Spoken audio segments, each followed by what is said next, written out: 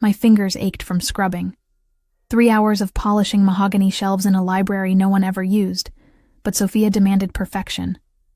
Every surface had to gleam, every book spine aligned. The mansion slept around me, silent except for the occasional creak of old wood settling into itself. I squeezed the rag over the bucket, watching dirty water swirl. Brown mixed with gray, like my life. 2 years in this house, and I was still invisible. Mr. Fontanelli walked past me every morning without a glance, as if I were furniture. Just another Brazilian maid cleaning up after wealthy men who played dangerous games. The window caught my attention. Movement in the garage below, barely visible through the glass. I set down my supplies and moved closer, pressing my forehead against the cool pane. A figure crouched beside the black Maserati. Low to the ground, deliberate movements. Not a guard. Guards walked upright, confident in their territory. This person moved like they were hiding something. My heart kicked against my ribs. I grabbed the flashlight Sophia kept in the supply closet and headed for the stairs. My sneakers made no sound on the marble steps. 2 years of learning how to be silent. How to disappear when the men had their meetings. The garage smelled like expensive leather and motor oil. I clicked on the flashlight, sweeping the beam across the space. The Maserati sat pristine and empty. No figure, no evidence anyone had been there at all. I circled the car anyway, searching. Nothing seemed disturbed. The concrete floor showed no fresh marks, no tools left behind. Maybe I'd imagined it. Too many double shifts. Too many nights sending money home to Mama while she fought cancer half a world away. But something felt wrong. The kind of wrong that lived in your bones. The kind veterinarians learned to trust when an animal couldn't tell you where it hurt. I climbed back upstairs, pulse still elevated. Checked the time. 3:47 in the morning. Another hour before the day shift arrived. Before the mansion woke and demanded its breakfast. Sleep would be impossible now.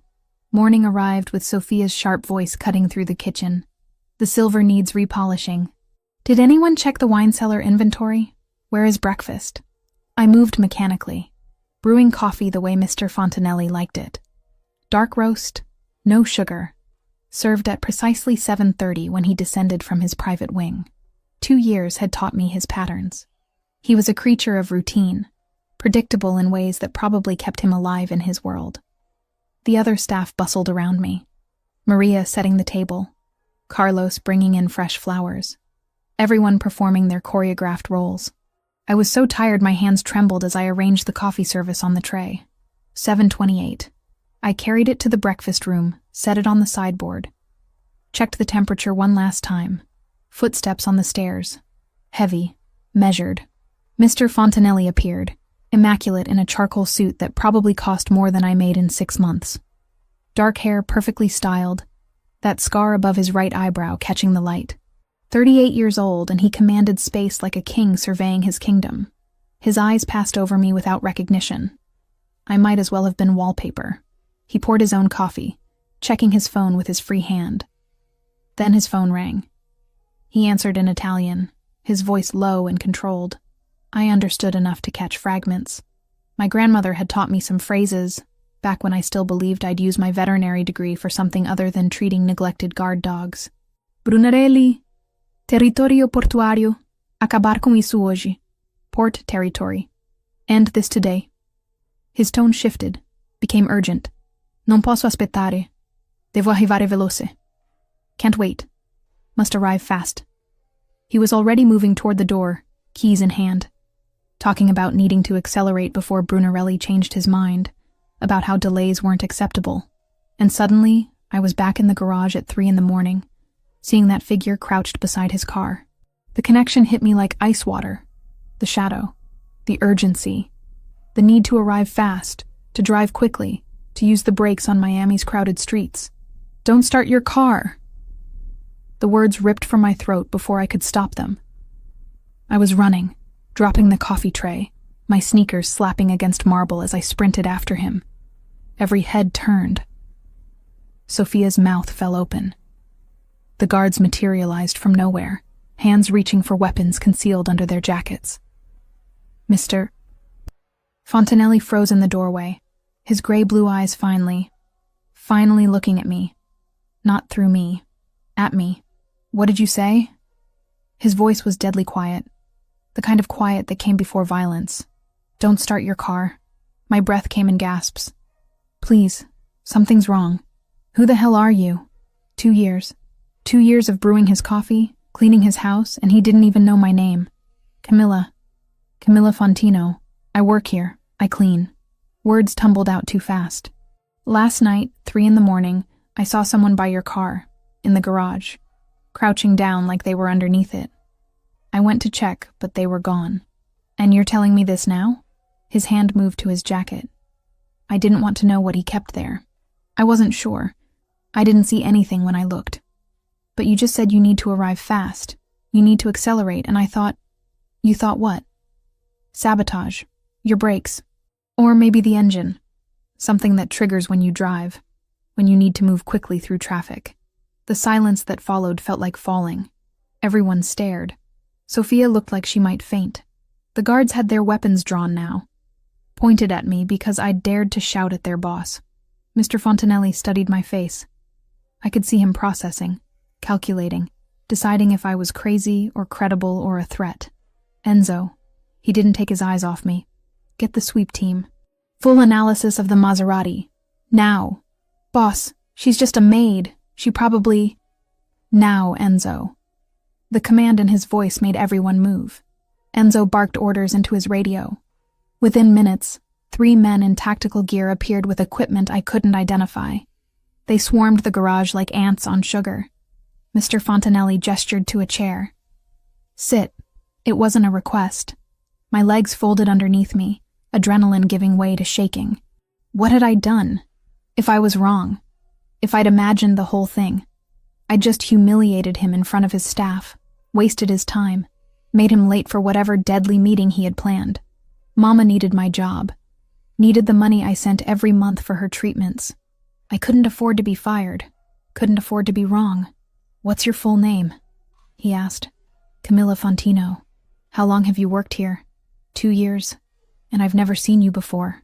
Not a question. You see through me every day, Mr. Fontanelli. I'm invisible. That's how you like your staff. Something flickered in his expression. Not quite shame, but close. Before he could respond, Enzo burst back into the room, his scarred face pale. Boss. She's right. There's a device under the chassis. Sophisticated work. Pressure activated. The second you hit the brakes, he didn't finish. Didn't need to. Mr. Fontanelli's jaw tightened. His eyes found mine again. But this time they held something different. Not dismissal. Recognition. You just saved my life, Camilla Fontino. And I realized with terrible certainty that my invisible life had just ended. For better or worse, Matteo Fontanelli finally saw me. His office smelled like leather and old books. Expensive things. Carefully maintained.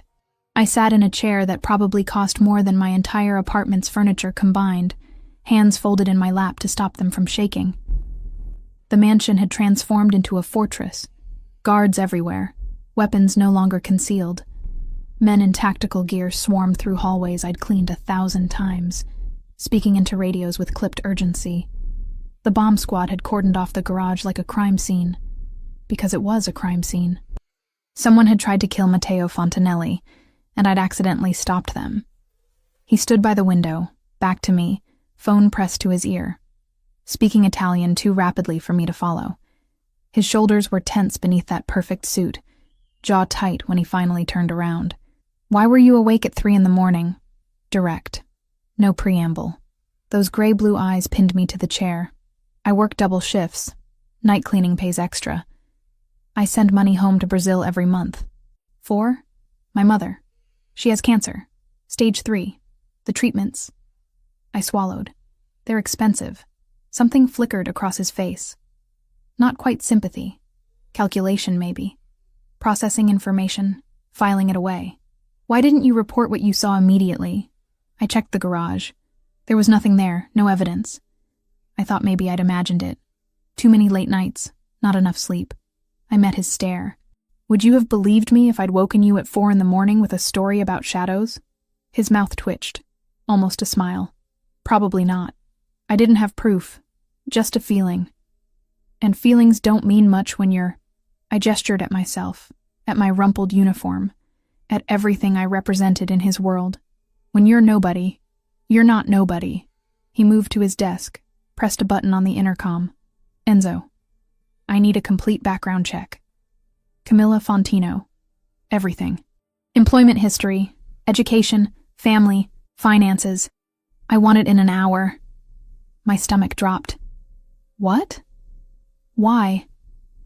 Because someone just tried to kill me using a sophisticated device that requires planning and access. Because you're the only person who saw anything. Because I need to know who you are. I'm not involved. I swear. I would never... I know. He cut me off. If you were involved, you wouldn't have warned me. You'd have let me drive away and collected whatever payment Brunarelli offered. But I don't take chances with my life or my organization, so I verify, understand? I nodded, throat tight. Of course he'd investigate. Of course he couldn't just trust the random maid who'd screamed at him in front of his entire staff. The intercom buzzed. Enzo's voice, rough and urgent.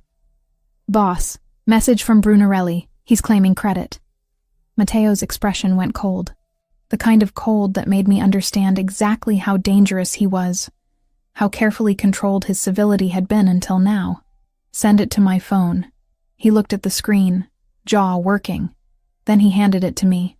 The message was in Italian, but short enough for me to parse. Did you like my gift, Fontanelli? Next time I won't be so elegant. The war you wanted starts now. I set the phone down carefully. Who is Brunarelli? Someone who's about to learn what happens when you make this personal. The way he said it sent ice down my spine.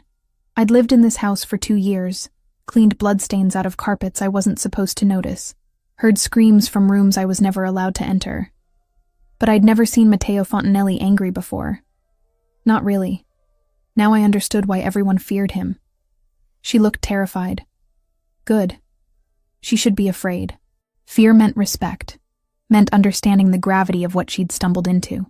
But she'd also saved my life. That meant something. In my world, loyalty was currency. Action without expectation of reward was rarer than diamonds. My phone buzzed. Enzo's report, faster than I'd expected. I scanned it quickly, absorbing details. Camilla Fontino, 28, born in São Paulo, Brazil. Veterinary degree from University of São Paulo, graduated with honors. Immigrated to the United States 3 years ago on a work visa. No criminal record.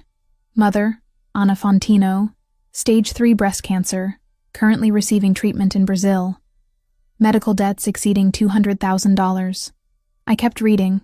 She'd worked at the mansion for exactly 2 years and 3 months. Before that, 3 different cleaning jobs, never staying anywhere longer than 6 months. Sent 80% of every paycheck home to Brazil. No savings, no assets, no life beyond work and survival. Sundays, volunteer work at a community center in Little Havana. Teaching English, helping with paperwork, translating for immigrants who couldn't navigate the system alone. A veterinarian working as a maid. A daughter sacrificing everything for her mother. A woman who gave her free time to help strangers. And I'd walked past her every morning for 2 years without seeing her. Your mother, I said, setting down the phone. How long has she been sick? Camilla's eyes widened. You already have my life story? I told you. I verify everything. Answer the question. 3 years. That's why I came here. Better jobs, better money. I thought I could pay for her treatment, maybe even bring her here eventually. Her voice cracked. But it's never enough. The bills keep coming. I made a decision. Quick, instinctive. The kind that usually served me well. Your salary is doubled as of today, and I'm adding a comprehensive medical benefits package. It includes coverage for family members abroad. Your mother qualifies. She stared at me like I'd spoken a foreign language. What? You saved my life. That's worth more than money, but money is what you need. So that's what you get. I can't accept charity. It's not charity. It's payment for services rendered. You're more observant than my entire security team. That has value. Tears filled her green eyes. She blinked them back furiously, pride warring with relief on her face. "Thank you." I nodded, uncomfortable with her gratitude. Generosity wasn't natural to me. In my world, everything was transactional, but this felt different. She'd acted out of pure instinct, moral courage that couldn't be bought. That made her dangerous, not to me, to Brunarelli. "You can't go home," I said. "Not until we determine if Brunarelli knows who you are. If he had an accomplice who saw you in the garage, you're a target." Fear replaced gratitude. "For how long?" "However long it takes to secure the situation." "You'll stay here. Guest wing, not the staff quarters. Enzo will assign personal security. My apartment, my things, we'll retrieve them. Make a list of what you need. Documents, medications, whatever. My men will escort you there tomorrow to collect everything essential." She opened her mouth to argue, then closed it. Smart woman. She understood the reality faster than most. "What happens now?" she asked quietly. "Now?" I moved to the window, looked out at the grounds where my men patrolled with automatic weapons. "Now I end this war before it begins." Brunarelli made a mistake. He showed his hand too early, and he failed. That weakness will cost him everything. I didn't tell her the rest. That she'd become a piece on the board whether she wanted to or not. That by saving me, she'd painted a target on her own back. That I would protect her because she was mine now. My responsibility. My asset.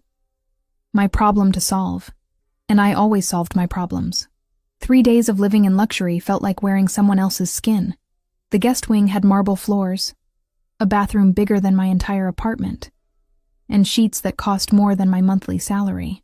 I couldn't sleep in that bed without thinking about Mama in her hospital room in Sao Paulo, tubes running into her arms while I bathed in unearned comfort. Enzo knocked at 7 in the morning. "Boss wants you ready in 20 minutes. We're getting your things from the apartment." I dressed quickly, pulling on jeans and a sweater Sophia had lent me. My own clothes were still at the apartment, along with everything else that made up my small life. Photos of Mama, my veterinary textbooks, the cross grandmother gave me before she died. The convoy was excessive. 3 black SUVs, 8 armed men, Enzo driving the lead vehicle with me in the back seat. Matteo sat beside me, silent and focused, checking his phone with that perpetual frown. "This seems like a lot for picking up some clothes," I said. He didn't look up. "Brunarelli knows I didn't die. He'll be looking for weak points to exploit." "You're a weak point. Thanks for that. It's not an insult. It's a fact." He finally met my eyes. "You saved my life. That makes you visible. Visibility in my world is dangerous." We drove through neighborhoods I knew well. Little Havana with its bright murals and cafes, the streets where I'd walked home after late shifts, counting tips and calculating how much I could send to Brazil. My apartment building appeared ahead, shabby and familiar. Enzo's radio crackled. A voice, urgent and clipped. He answered in rapid Italian, his face going hard. Matteo swore softly. "We have a problem." "What kind of problem?" "The kind where someone in my organization has been feeding information to Brunarelli." His jaw clenched. "They know where you live. They know we're coming." Before I could process that, Enzo was shouting orders. The convoy screeched to a halt half a block from my building. Men poured out of vehicles, weapons drawn, moving with practiced precision toward positions I couldn't identify. "Stay in the car," Matteo commanded. "Lock the doors. Don't open them for anyone except Enzo or me." Then he was gone, moving with his men toward my building. I pressed against the window, heart hammering. This couldn't be happening. This was my quiet neighborhood, my boring life, my anonymous existence. Gunfire shattered that delusion. The sound was deafening. Muzzle flashes from my apartment building windows, from the rooftop, from positions I couldn't track. Matteo's men returned fire, using vehicles as cover. I saw Enzo drop and roll behind a concrete barrier, heard him shouting coordinates into his radio. Then the grenade. A flash of light, a sound that felt like God punching the earth. The entire 3rd floor of my building exploded outward. My apartment, my things, everything I owned that wasn't on my body right now, gone in fire and smoke and shattered glass raining down like deadly snow. I couldn't breathe, couldn't think, could only watch as Mateo's men advanced through the chaos, executing a choreographed violence I didn't have words for. It was over in 7 minutes. 7 minutes that felt like hours. 7 minutes that left 4 bodies on the street, all of them Brunarelli's men. None of Mateo's. Enzo pulled open my door. "We're leaving. Now." I stumbled out on shaking legs. Mateo appeared, blood on his hands, but none of it his. He grabbed my arm, not roughly, but with urgency that brooked no argument. "Can you walk?"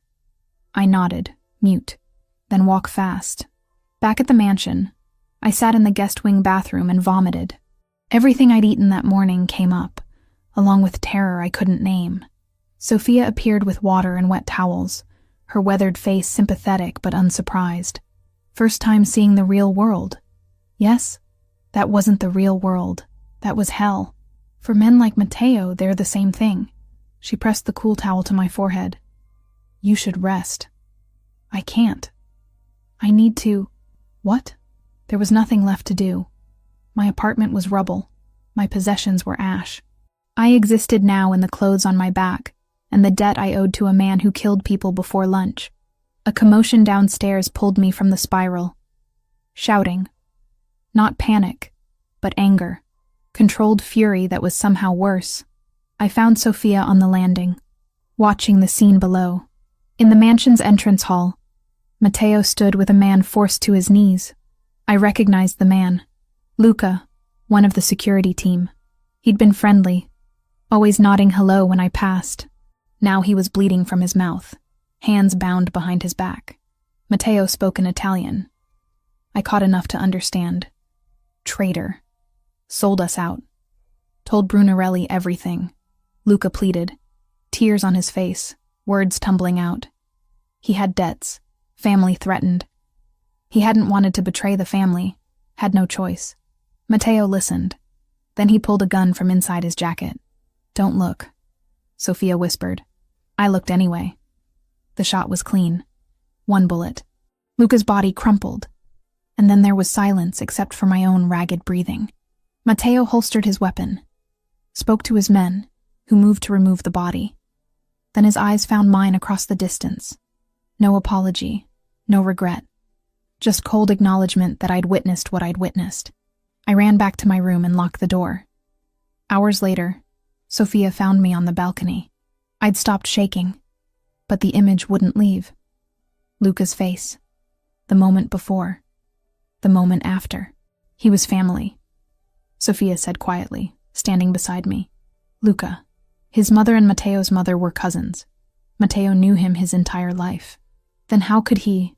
Because betrayal of blood is the worst sin in our world. Worse than stealing. Worse than murder.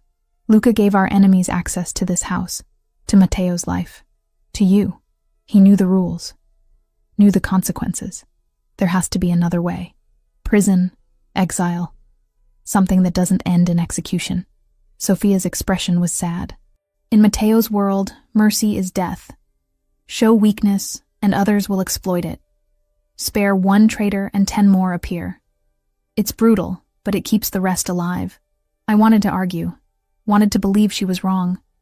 But I'd seen the aftermath of my apartment. Brunarelli had sent men to kill me, to use me as leverage against Mateo. In that world, what was mercy worth? The next days blurred together. I stayed mostly in my rooms, venturing out only for meals I couldn't eat. The mansion felt like a beautiful prison, every window a reminder that outside was a war I'd accidentally joined. Until I heard the whimpering.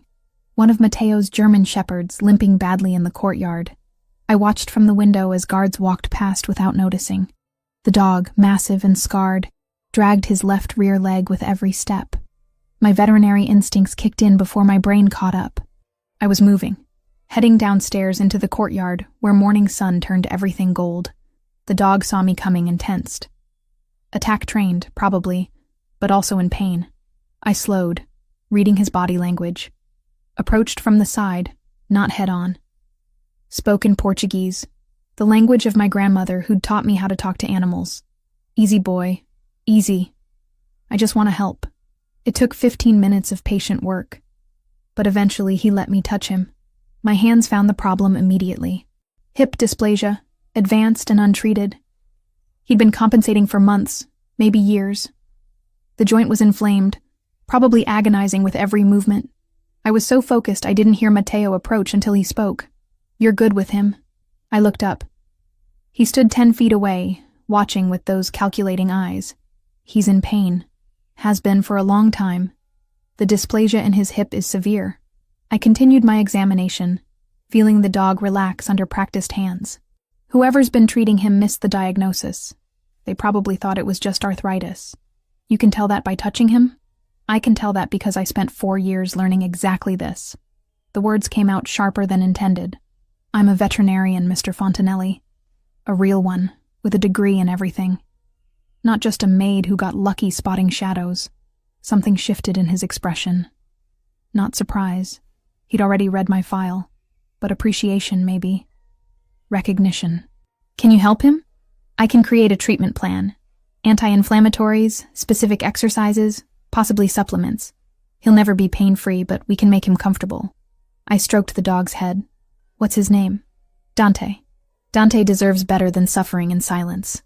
Matteo moved closer, crouched beside us. Dante's tail wagged once, recognizing his master. "Show me what he needs." We spent the next hour in the courtyard, me demonstrating gentle stretches, explaining the physiology, describing modifications to his diet and exercise routine. Matteo listened with absolute focus, asking questions that proved he wasn't just humoring me. When we finished, Dante was resting comfortably in the shade, medication already administered from the mansion's extensive medical supplies. "You miss it," Matteo said. Not a question. "Every day. I thought I was giving it up temporarily, just until Mama was well. But temporary became permanent, and now I clean houses instead of saving lives. Because you love your mother. Because I'm all she has. My father left when I was 12. No siblings, no extended family with money. Just me and her." I met his stare. "So yes, I gave up my career, but I didn't give up who I am." He was quiet for a long moment. When he finally spoke, his voice was different. Lower. More human. 3 days ago, you saw me kill a man. I saw you execute someone who betrayed you. And you think I'm a monster. I think you're a man who believes violence is the only language that matters. But I don't think you're right." His eyes narrowed. "Explain." "Luca betrayed you because he was afraid. Fear breeds desperation. If your world is built entirely on fear, you'll always have traitors waiting for the first sign of weakness. But if you built something else..." I trailed off, recognizing the futility. "Built what? Hope? Compassion?" His laugh was bitter. "I tried that once. My wife believed in mercy, in finding peaceful solutions. Then Brunarelli's predecessor killed her to teach me a lesson about weakness. So no, Camilla. In my world, strength is survival. And strength means making sure everyone knows exactly what happens when they cross me." The pain in his voice surprised me, hidden beneath layers of control, but real. He wasn't just a monster. He was a man who'd been taught that monsters were the only ones who survived. "I'm sorry about your wife. Everyone's sorry. Sorry doesn't bring her back. Power does. Fear does. Strength keeps the people I care about alive. And who do you care about?" The question slipped out. "When was the last time you let yourself care about anything that wasn't strategy or survival?" He stood abruptly. For a moment I thought I'd gone too far, that he'd dismiss me or worse. Instead, he looked at me with something that might have been loneliness. "That's a dangerous question, Camilla Fontino." Then he walked away, leaving me with Dante and the terrible understanding that Matteo Fontanelli wasn't just my protector or my employer. He was a man drowning in the same isolation I knew too well. And neither of us knew how to reach the surface. Sophia held up the dress like it might bite. Navy blue silk, simple cut, probably cost more than I used to make in 3 months. "It will fit you. Matteo wants you ready in an hour." "Ready for what?" "A meeting, with the other families." Her expression was grim. "You're his witness now. His proof that Brunarelli tried to kill him." My hands trembled as I zipped the dress. It fit perfectly, hugging curves I usually hid under baggy uniforms. I looked like someone else in the mirror. Someone who belonged in Matteo's world of power and violence disguised as elegance. I didn't recognize her. The estate where the meeting took place made Mateo's mansion look modest. Marble columns, fountains with actual gold leaf, gardens lit by thousands of tiny lights. Men in expensive suits stood in clusters, speaking languages I couldn't place. Their women wore diamonds that could fund a small hospital. I felt like a fraud in borrowed silk. Mateo's hand found the small of my back as we entered. Stay close. Don't speak unless someone addresses you directly. If anyone asks about the bomb, tell the truth. Nothing more, nothing less. 5 families. That's what Enzo had explained in the car. 5 organizations that controlled different territories in Miami and beyond, meeting on neutral ground to discuss the attempted assassination of one of their own.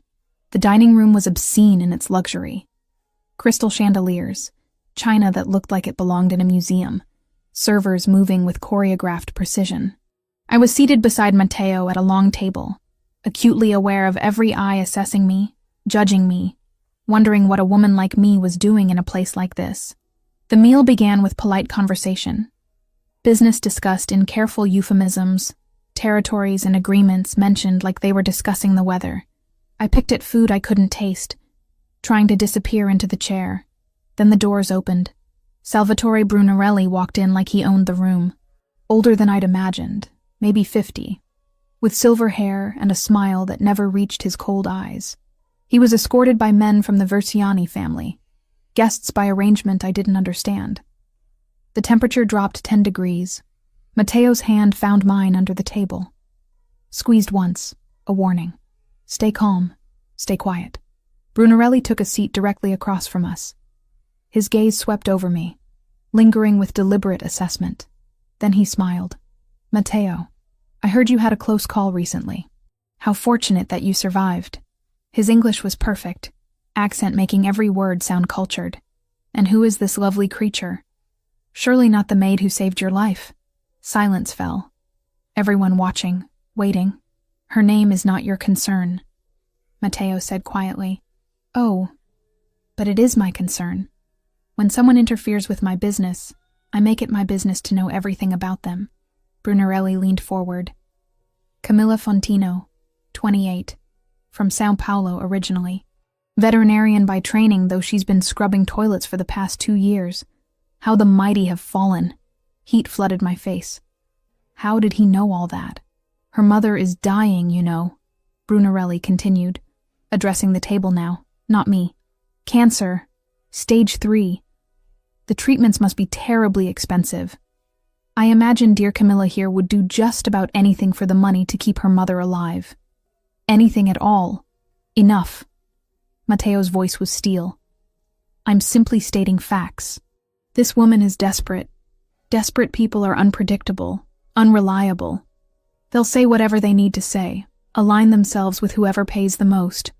How do you know she didn't set up the entire bomb situation herself? A convenient way to get noticed by a wealthy, powerful man? My breath caught.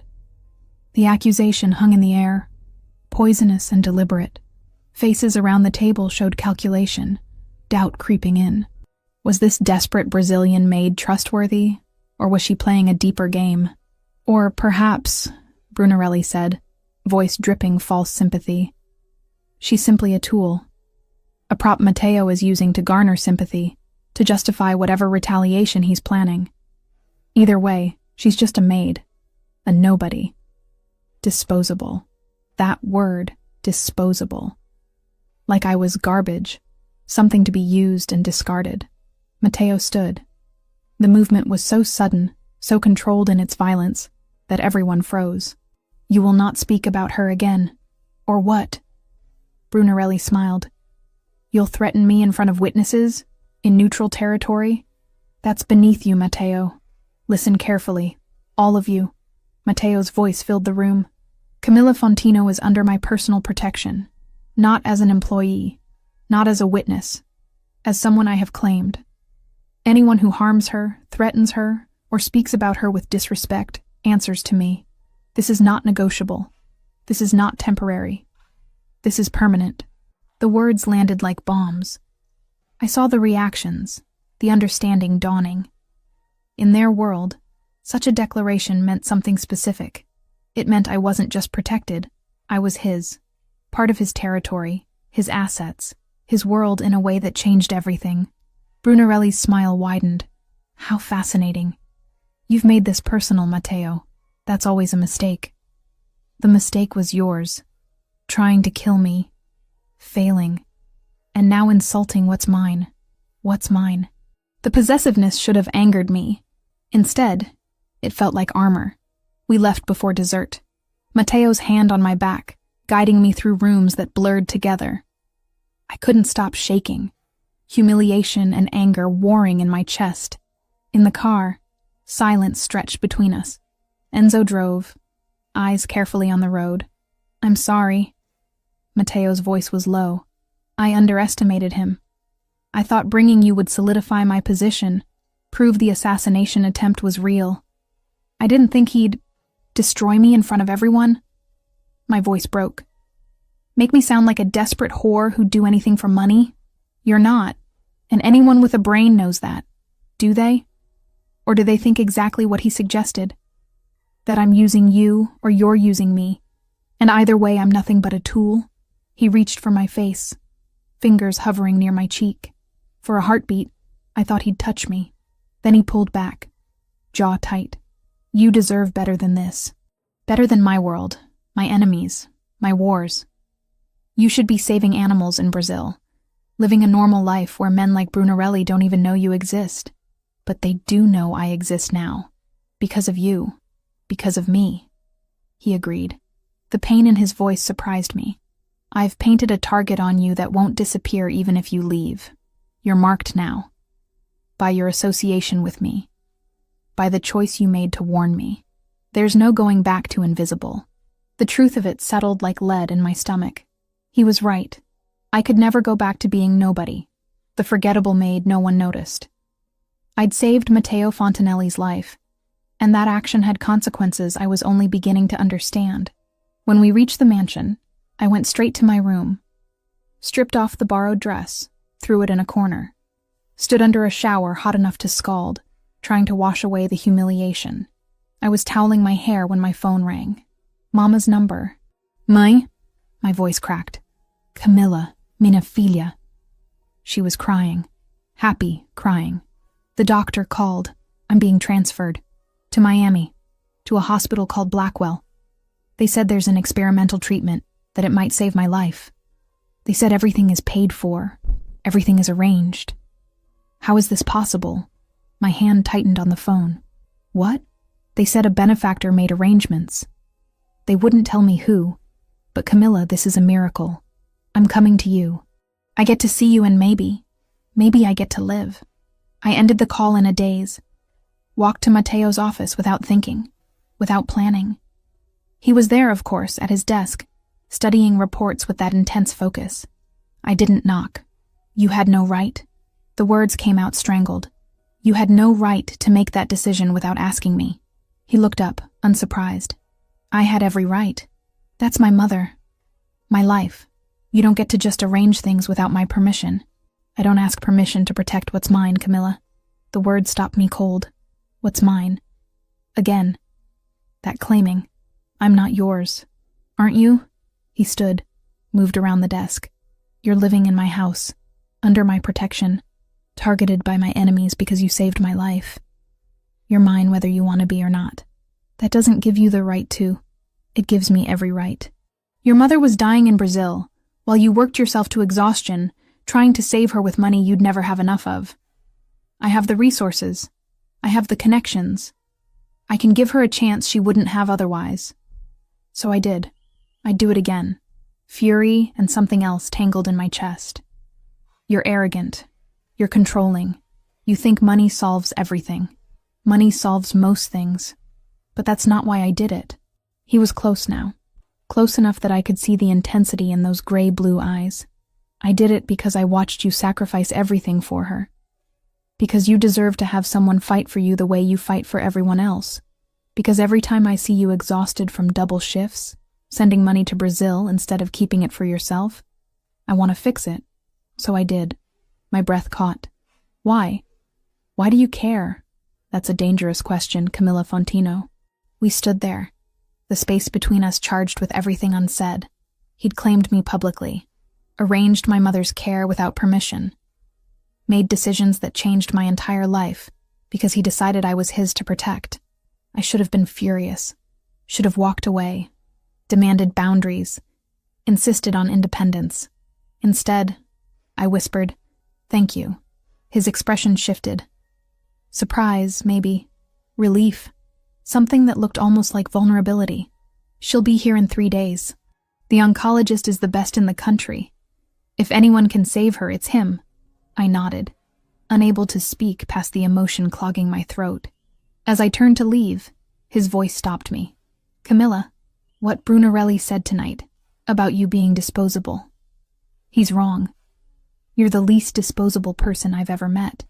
And somehow, coming from a man who commanded empires through fear, those words meant everything." The explosion came at dawn. I woke to the sound of shattering glass and automatic gunfire. My brain, still foggy with sleep, couldn't process what was happening. Then Sophia was in my room, dragging me from bed with strength that belied her age. "Move. Now. Don't think. Just run." We were in the hallway when the second explosion hit. The east wing, closer this time. The entire mansion shook, pictures falling from walls, plaster dust raining from the ceiling. Matteo appeared from nowhere, gun in hand, blood already on his shirt. Not his blood, I realized with distant clarity. Someone else's.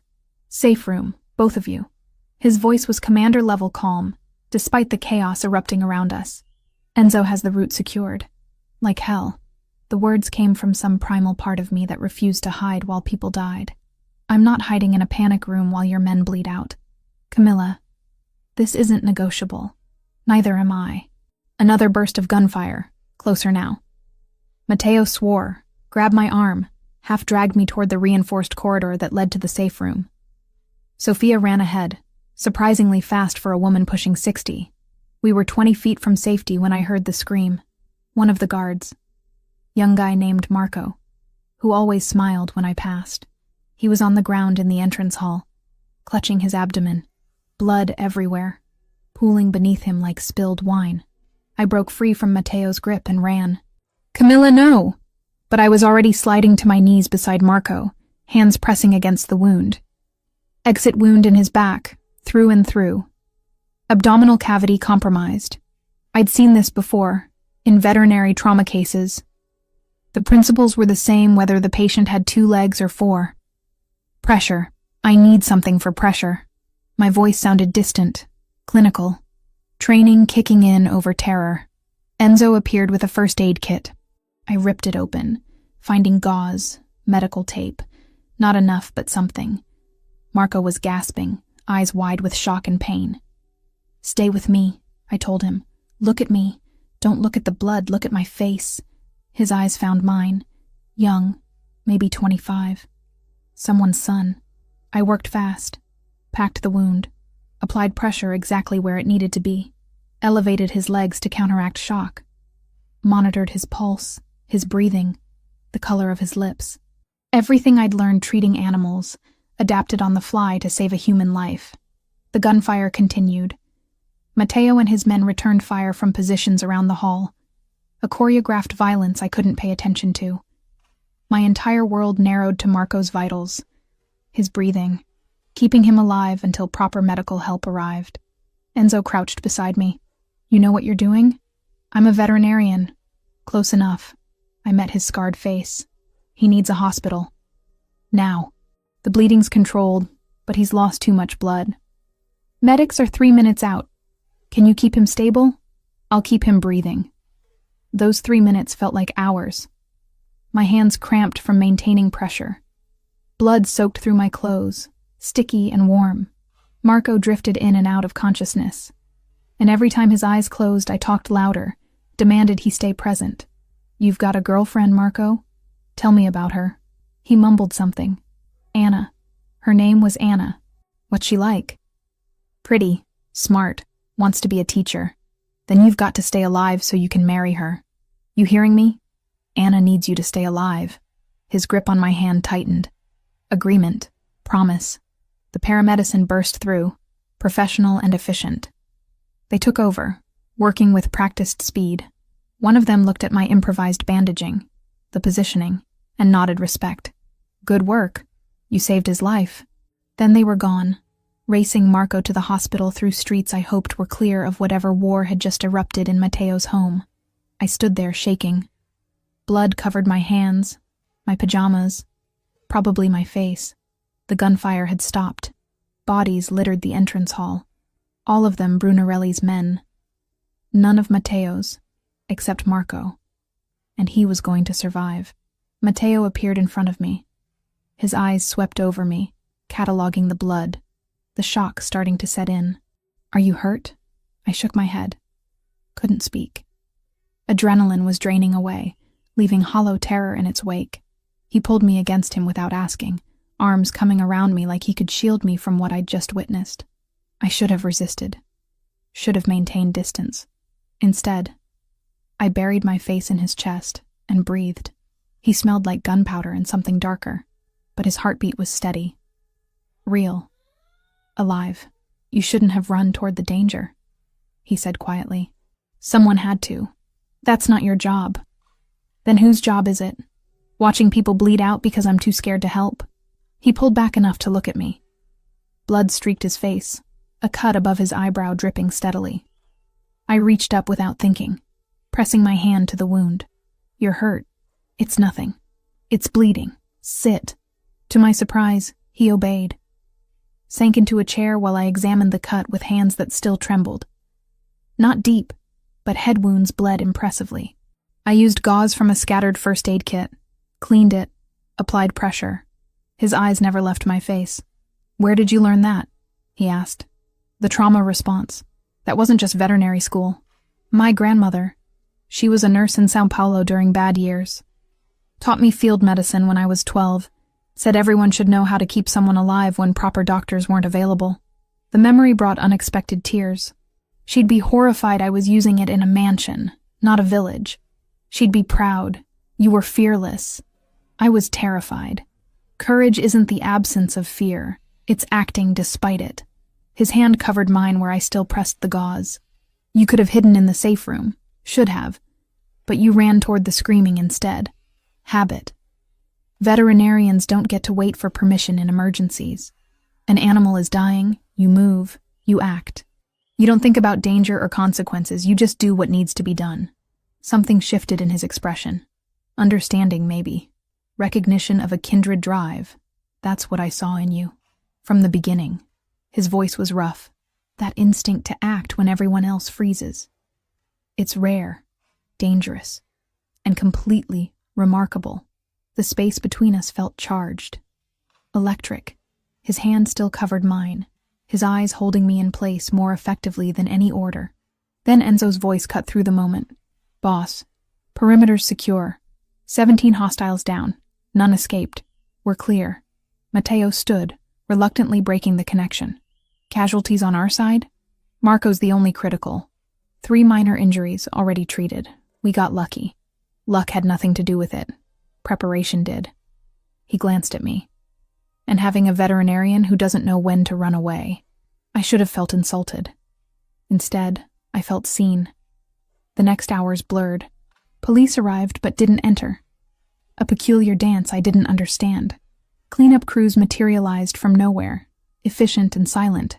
By noon, the mansion looked untouched except for boarded windows and new security stations. I found Matteo in his office, staring at surveillance footage. The attack had been coordinated, professional. 20 men with military-grade weapons, hitting simultaneously from 3 points. Brunarelli? I asked from the doorway. Who else? He didn't look away from the screens. This was retaliation for the dinner, for me claiming you publicly. He's making a point. What point? That he can reach me anywhere, that nowhere is safe, that everyone I care about is vulnerable. Everyone I care about. The words hung heavy. I moved into the room, closed the door behind me, stood in front of his desk until he had to look at me. I'm still here, I said quietly. He tried. He failed. I'm still here. This time. Next time, luck might run out. Then we make sure there is no next time. He stood, came around the desk. You don't understand what you're saying. This doesn't end, Camilla. Men like Brunarelli, they don't stop. They escalate. He'll keep coming, keep trying, until one of us is dead. Then make it him. You hate violence. You said mercy was strength, remember? I said that before he tried to kill you in your own home. Before he put Marco in the hospital. Before I had to keep a 25-year-old alive with field medicine because your enemy decided I'm an acceptable casualty. My voice shook. I don't want mercy for Brunarelli anymore. I want him stopped. Matteo's eyes searched mine. You mean that? Every word. He reached for me then. Slow, giving me time to pull away. When I didn't, his hand cupped my face, thumb brushing my cheekbone. You're covered in blood and plaster dust, and you're the most beautiful thing I've ever seen. My breath caught. Matteo, I told myself to keep distance, to protect you by not letting this become personal. But it's too late. It became personal the moment you screamed at me not to start my car. Maybe even before that. In all those mornings you poured my coffee and I was too blind to see you.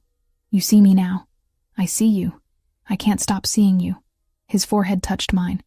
And that terrifies me more than Brunarelli ever could. I closed the distance, kissed him with everything I'd been holding back. Weeks of tension and fear and connection I didn't have words for. He responded instantly. One hand in my hair, the other pulling me closer. It wasn't gentle. It was desperate. Consuming.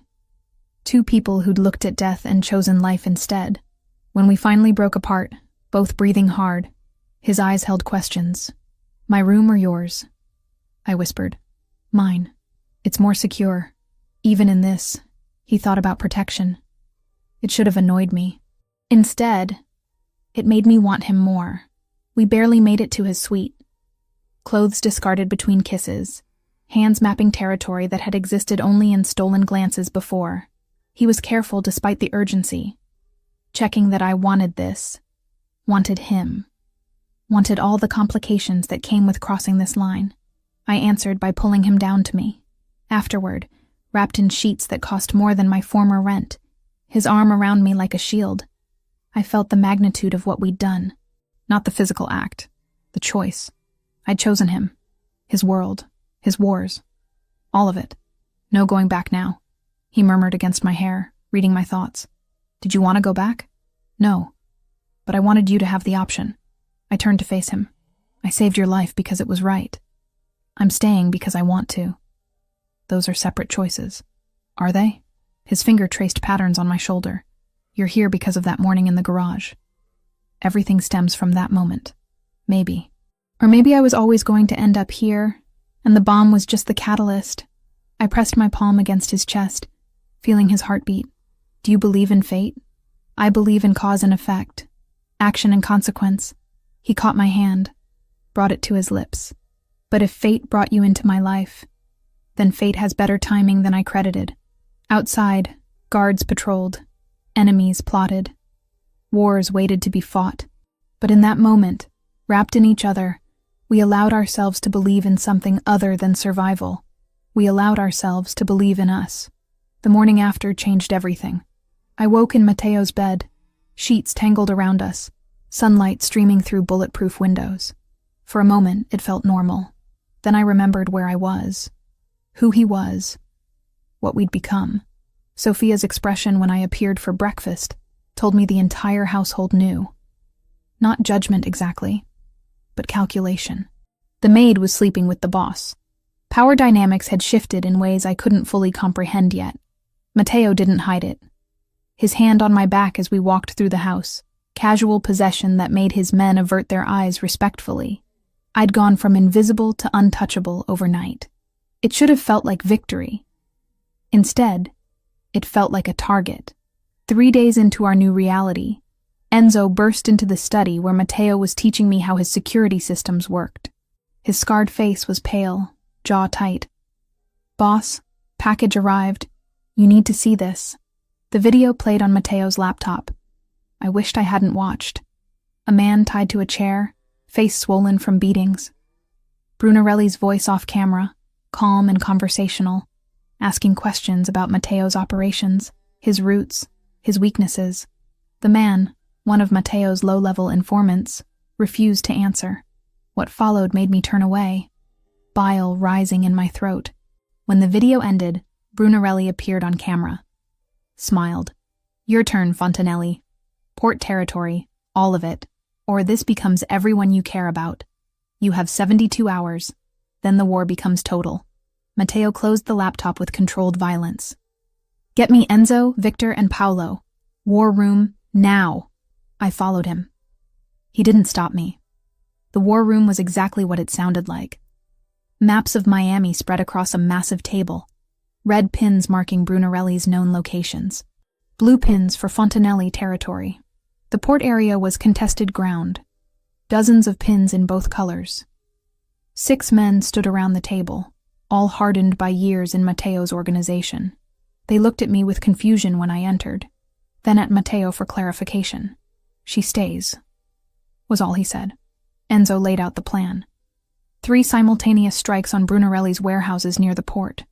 Heavy force, overwhelming violence, send a message so brutal no one would question Fontanelli power again. Estimated casualties? Matteo asked. 30 to 40 hostiles, maybe more. Civilian risk? Enzo hesitated. The south warehouse backs onto worker housing.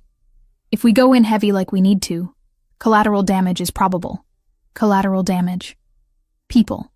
Families. Dock workers who had nothing to do with this war except the misfortune of living near it.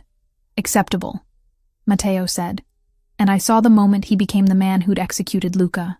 Cold, calculating, willing to sacrifice anything for victory. The meeting continued. Tactical details, timing, contingencies. I stayed silent, watching, learning a language I'd never wanted to speak. When they finally left, I turned to Matteo. You can't do this. I can. I will. Those workers, the families in that housing, they're not part of this. They're in the way. War doesn't care about innocence, Camilla. But you should. I moved closer, forcing him to look at me. You just made love to me 3 days ago, and now you're planning mass murder like it's a business transaction. It is a business transaction. Brunarelli made demands. I'm answering. This is what my world looks like without the silk sheets and expensive wine. There has to be another way. There isn't, but his voice held doubt. Small, but present. I thought about Little Havana, the community center where I'd spent Sundays teaching English, helping immigrants navigate systems designed to exclude them. The network of invisible people who kept Miami running, while the wealthy and powerful never noticed they existed. What if there was?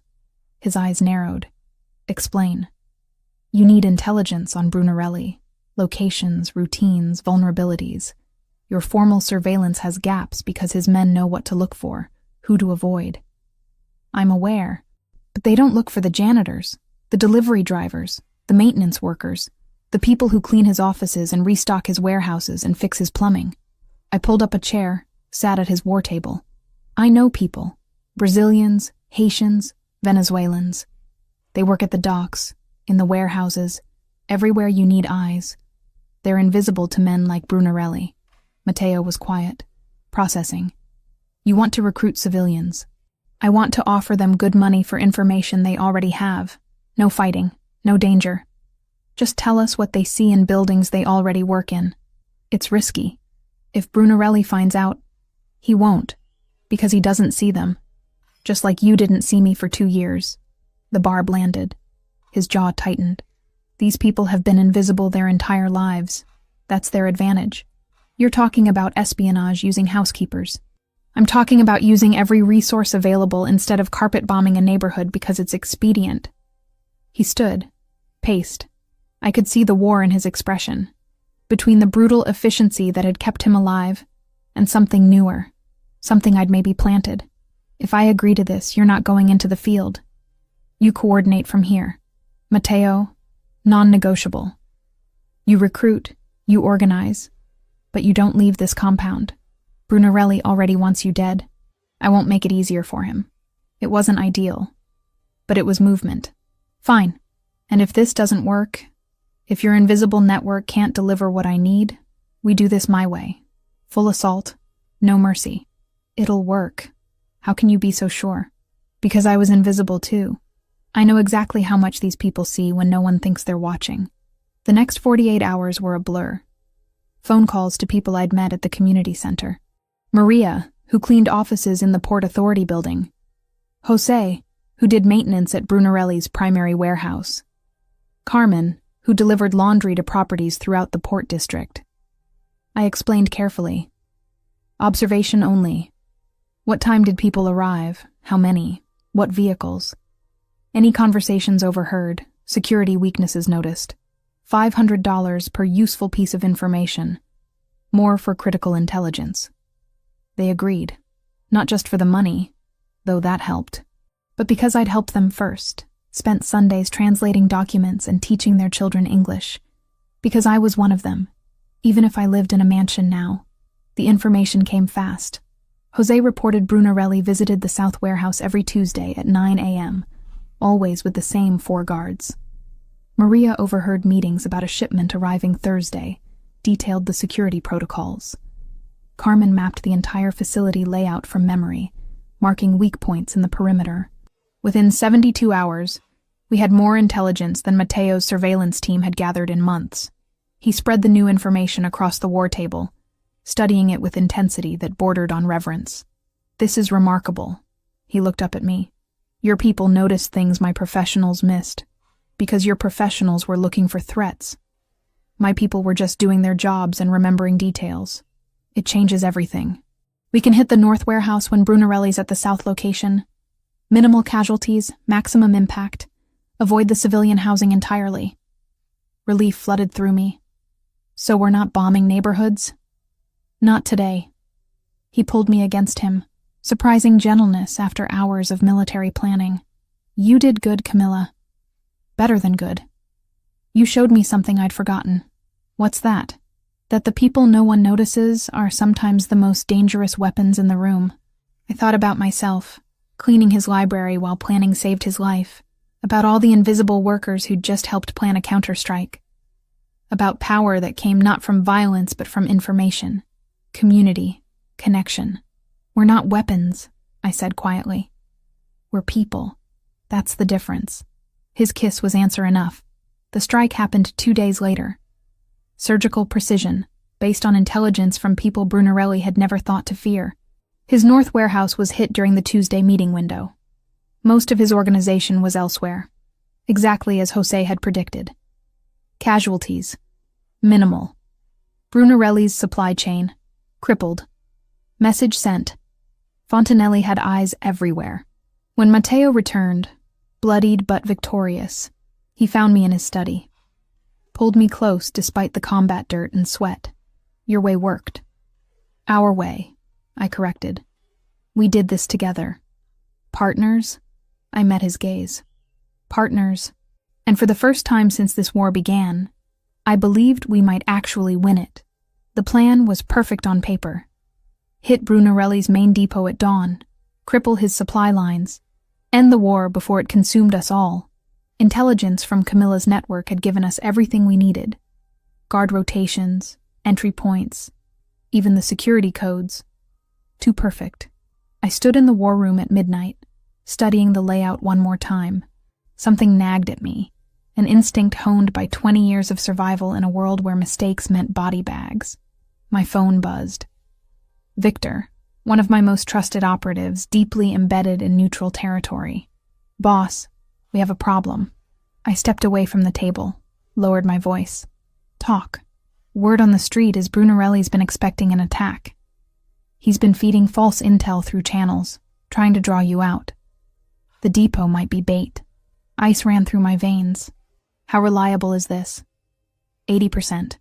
My source risked his life getting this to me. I ended the call, mind already racing through implications. If the depot was bait, what was the real target? Then it hit me with terrible clarity. Me out of the mansion meant Camilla vulnerable. Brunarelli didn't want territory anymore. He wanted leverage. He wanted her. Change of plans. I turned to Enzo and my lieutenants. We're staying here. Enzo frowned. Boss, we've been planning this for days. It's a trap. Brunarelli wants me at that depot so he can hit the mansion with reduced defenses. We're not giving him that satisfaction. So we abort? No. We send a small team to maintain appearances. Make it look like I took the bait. But I'm staying here with full defensive force. When Brunarelli comes, we'll be ready. Understanding dawned across their faces. You're setting a counter-trap. He thinks he's been clever. Let's show him what clever actually looks like. I woke Camilla at 2 a.m. She sat up instantly, reading the tension in my face. What's wrong? Brunarelli's coming. Tonight. Here. I handed her a vest, Kevlar reinforced. Put this on. Don't argue. To her credit, she didn't. Just pulled the vest over her nightshirt and stood. What do you need me to do? Stay in the reinforced corridor. Sophia knows the protocols. If shooting starts, you follow her orders exactly. Matteo? Please. I cupped her face, memorizing features I'd grown to need more than air. I can't fight if I'm worried about you. Let me protect you this time. She nodded, but I saw the fear in her green eyes. Not for herself, for me. Come back to me, she whispered. Always. The attack came at 3:47 a.m. 20 vehicles, maybe 60 men, hitting from 3 sides simultaneously. Brunarelli had committed everything to this assault, believing I'd left the mansion vulnerable. He was wrong. We were waiting. Defensive positions fortified, every entry point covered, guards at triple strength. When his men breached the outer walls, they walked into a kill box. Gunfire erupted. Controlled, precise, devastating. My men were trained for exactly this scenario. We'd war-gamed mansion defense 100 times. Brunarelli's force was good, but ours was better in fighting on home ground. Still, numbers mattered. They pushed hard, using overwhelming firepower to advance through the grounds. Explosions rocked the east wing. Glass shattered, alarms screaming. I coordinated from the central position, radio in one ear, gun in my hand. Enzo commanded the north perimeter, Victor the south. We were holding, but barely. Then I saw him. Brunarelli himself, advancing through the garden with his personal guard. The old bastard had come to finish this personally. He's mine, I told Enzo. Hold the perimeter. I moved through corridors I'd walked 1,000 times, every corner familiar. My home, my territory, my advantage.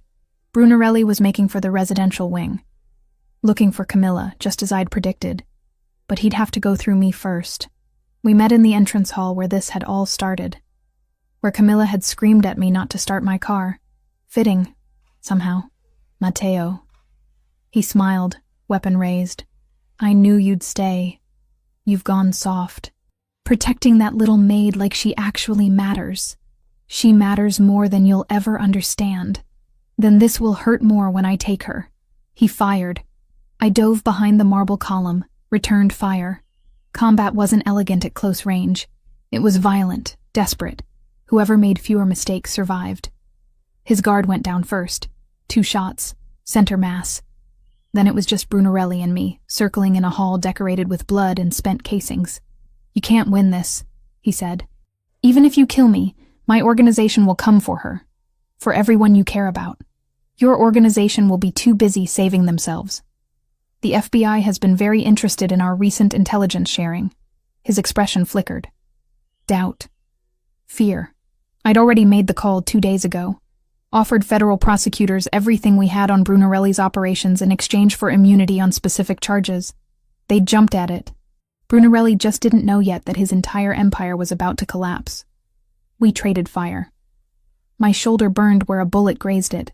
His leg buckled where I'd hit him. Old men playing violent games, too stubborn to admit we should have died years ago. Then I heard Camilla scream. Everything stopped. My heart, my breath, every thought except getting to her. Brunarelli smiled through blood-stained teeth. Sounds like my men found her after all. I ran. Left Brunarelli bleeding in the entrance hall. Ran toward her voice. Found her in the north corridor. One of Brunarelli's men dragging her by the arm, gun to her head. Stay back, Fontanelli, or I paint the walls with her brain. Camilla wasn't crying. Wasn't begging. Her eyes met mine and I saw calculation. She was planning something. Then she moved. A sharp elbow to the man's ribs. Exactly where Sophia had taught her during those self-defense lessons I'd insisted on. His grip loosened just enough. She twisted, dropped her weight, used his own momentum against him. The gun went off. I fired simultaneously. The man crumpled. Camilla stood there, breathing hard, unhurt. Sophia's a good teacher. Pride flooded through me, mixed with lingering terror. You're supposed to stay in the safe corridor. He broke through. Had to improvise. Enzo's voice crackled over the radio. Boss, perimeter secure. Hostiles neutralized or retreating. Brunarelli? Still breathing. Send medics to the entrance hall. We found him there, bleeding from multiple wounds but alive. His eyes tracked us with hatred and grudging respect. Go ahead, he rasped. Finish it. You've won. I raised my weapon. One shot. End this forever. No more threat to Camilla, to my organization, to everything I'd built. But I saw her face. Saw the woman who'd argued for mercy, for justice, for something beyond endless violence. I lowered the gun. Call an ambulance, I told Enzo. And call my FBI contact. Tell them Salvatore Brunarelli is ready to discuss cooperation in exchange for protection from his former associates. Shock registered on Brunarelli's face. You're letting me live? I'm letting the justice system handle you. You'll testify against every member of the 'Ndrangheta in Florida. You'll spend whatever years you have left in witness protection, cut off from everything you built. That's worse than a bullet. Camilla's hand found mine. Squeezed once. Approval. Besides, I added, looking at the woman who'd changed everything. Someone recently taught me that true strength isn't about how much violence you can inflict.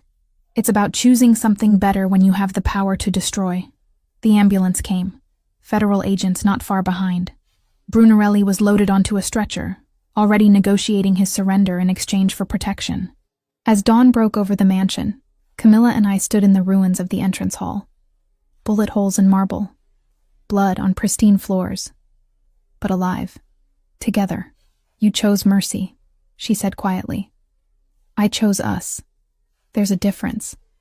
She turned into my arms, and I held her like I'd never let go. The war wasn't over, not completely. There would be trials, testimony, reorganization, but the worst was past. We'd survived. More than that, we'd won without losing ourselves in the process. That was worth more than any territory, any empire, any amount of blood spilled in the name of power. That was everything. 3 months felt like a lifetime and a heartbeat all at once. The mansion had been rebuilt, stronger than before. Brunarelli's testimony had dismantled the 'Ndrangheta's Florida operations, earning Matteo cautious respect from other families, and a tentative peace he hadn't known in years. The port territory was finally, definitively his. But none of that mattered as much as the woman walking through airport arrivals, frail but alive. I ran to her. Years of distance collapsing in an embrace that smelled like home and hospital antiseptic. Mama held me tight, tears streaming down her weathered face. Minha filha, let me look at you. She pulled back, studying me with eyes that had always seen too much. You're different, stronger, and in love, I think. Heat flooded my cheeks.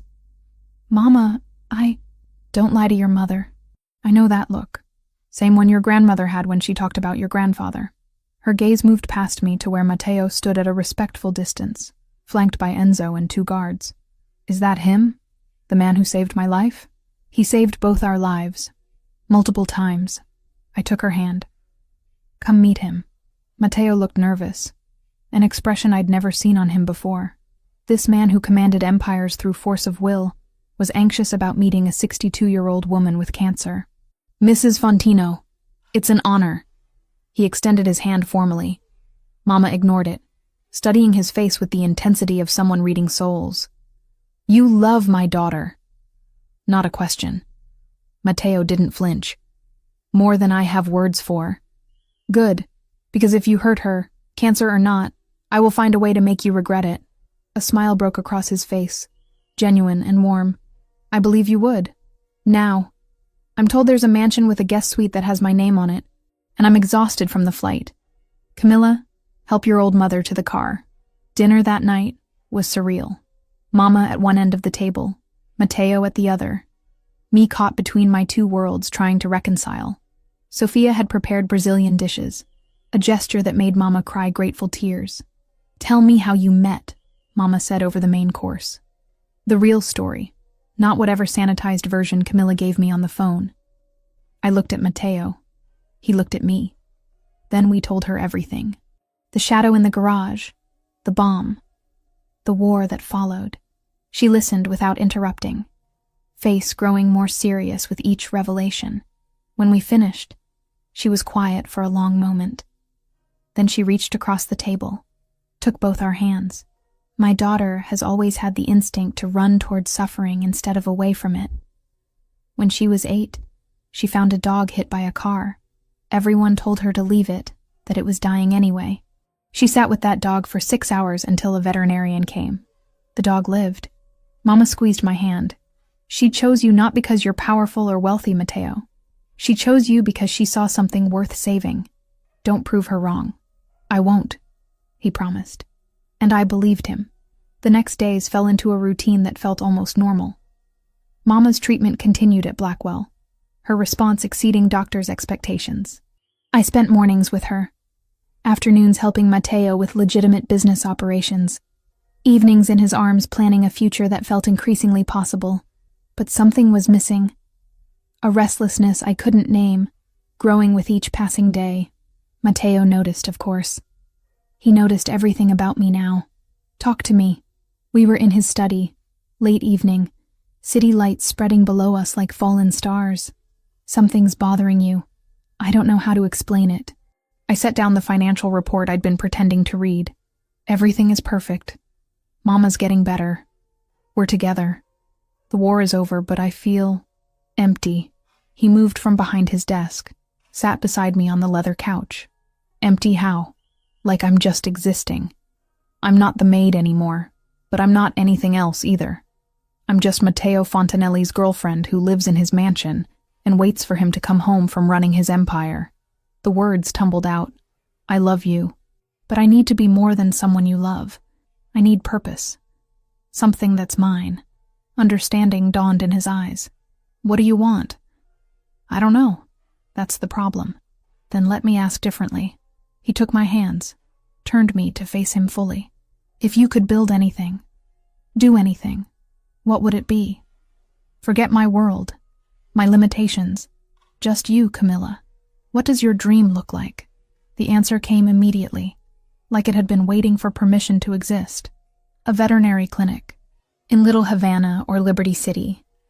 Somewhere people can't afford the expensive clinics, where animals suffer because their owners have to choose between medicine and rent. The vision crystallized as I spoke. Free or sliding scale. Staffed by people from the community. A real practice where I could use my degree, help animals, employ people who need work, build something that actually matters. Then we'll build it. I blinked. Just like that? Just like that. "You want a clinic, we'll open a clinic. You want 10 clinics, we'll open 10. He cupped my face. "You think I didn't notice how you light up when you're treating Dante? How you come alive with purpose? I've been waiting for you to figure out what you needed. Now you have. Mateo, veterinary clinics don't exactly fit the profile of your business interests. No, they're better. Legitimate, useful, exactly the kind of operation I need to balance the darker parts of my portfolio." His thumb brushed my cheekbone. "And they're yours, completely yours. I provide the capital and protection. You build the dream. Deal?" Tears blurred my vision. Deal. 2 months later, I stood in front of a renovated building in Little Havana, ribbon in hand, surrounded by people from the community I'd spent years serving. The sign above the door read, "Fontino Veterinary Clinic, serving all animals, all families." Mateo stood beside me, uncomfortably formal in a suit despite the Miami heat. Enzo and his security team formed a discreet perimeter. Mama sat in the front row, healthy enough to attend, beaming with pride. "This clinic represents more than veterinary care," I said to the small crowd. "It represents what's possible when we take care of each other. When we remember that the most vulnerable among us, whether they have 2 legs or 4, deserve dignity and compassion. Thank you all for being here. Now, let's get to work." The applause was genuine, warm. As people filed in to tour the facility, Sophia appeared at my elbow, envelope in hand. "The staff asked me to give you this." I opened it, confused.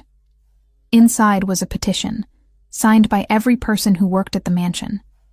It requested that I be officially recognized as estate manager, with authority over household operations and staff. "They respect you," Sophia said quietly. "Not because you're with Matteo, because of who you are. What you did during the attack, how you treat everyone equally. They want you to lead them, officially." I looked at Matteo. He smiled. "I signed it too. Bottom of page 2. You knew about this?" Sophia consulted me. I approved immediately. "You've been running the household better than anyone in years anyway. Might as well make it official." That evening, after the clinic had closed and Mama had returned to the mansion to rest, Matteo and I found ourselves in the library. The same room where I'd seen the shadow that started everything, where I'd spent countless invisible nights cleaning shelves. Now we stood together, planning expansion to a second clinic, discussing staffing needs, dreaming bigger than I'd ever allowed myself before. "Thank you," Matteo said suddenly. "For that morning, for screaming at me not to start my car. You've thanked me before. Not for this. Not for everything that came after." He pulled me close. "You saved my life that morning. But you've spent every day since teaching me how to actually live it. How to choose something beyond violence and fear. How to build instead of just protect. You've given me a future I didn't know I could have." I reached up, traced the scar above his eyebrow. "You gave me something too. You saw me when I was invisible. You valued me when I thought I was worthless. You protected me but also let me be dangerous when I needed to be. We saved each other, Matteo. That's what partners do." "Partners," he repeated, like testing the word. "I like that better than any other label we could use." "Better than girlfriend?" "Much better. Partners implies equality, shared purpose, building something together rather than one person following the other." He kissed me, soft and sure. "Is that what we are? Partners building something new?" I looked around the library. At the books I'd once dusted without reading. At the window where I'd seen a shadow that changed everything. At the man who'd finally taught me that being seen was worth the danger that came with it. That's exactly what we are. Outside, the mansion grounds glowed with security lights. Guards patrolled, protecting the empire Matteo had built through blood and strategy. But inside this room, wrapped in his arms, I felt the future taking shape. Not just survival, not just safety, something better. Something built on trust and respect, and the knowledge that true strength came from choosing compassion when you had power to destroy. We'd both been invisible in our own ways. Him, hiding humanity behind the mask of a Mafia boss. Me, hiding competence behind the uniform of a maid. Now we were seen. By each other, by the world, by ourselves. And that was worth every danger, every battle, every moment of fear. Because being truly seen by the person you love was the rarest treasure of all. And we'd fought too hard to ever take it for granted again.